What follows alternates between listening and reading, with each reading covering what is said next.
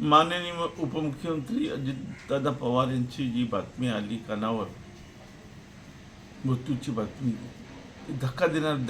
धक्का काय असतो हे मीच नाही, माझ्या कुटुंबियांनी अनुभवलं.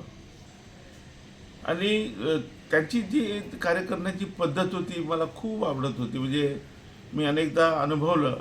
एकदा त्यांनी मला सकाळी 6ची अपॉइंटमेंट दिली. मला विश्वासच नव्हता की 6ची अपॉइंटमेंट कसं काय देऊ शकतात. तर ती त्यांची कामाची पद्धत होती. पहाटे उठायचे, लवकर लोकांना भेटायचे. कधी कधी अधिकारी लोक बुचकळ्यात पडायचे. ते 6:30-7 वाजता स्पॉटवर असायचे. जिथे काही उद्घाटन आहे, जिथे काही त्यांना बघायचं आहे, अशा ठिकाणी ते अधिकाऱ्यांना बोलवायचे. आणि कामाची पद्धत फटाफट, म्हणजे कामाची पद्धत एक निराळी पद्धत होती. मी स्वतः अनुभवलं. आणि त्या कामाच्या त्यांच्या पद्धतीमुळेच दादा आवडायचे. आणि आज दादा गेले आपल्यामधून. संपूर्ण महाराष्ट्राची हानी झालेली आहे.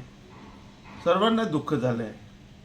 हे दुःख त्यांच्या कुटुंबियांना मी त्यांचं सांत्वन करतो. आणि हे दुःख अख्ख्या महाराष्ट्राला सोसण्याची परमेश्वराने शक्ती द्यावी.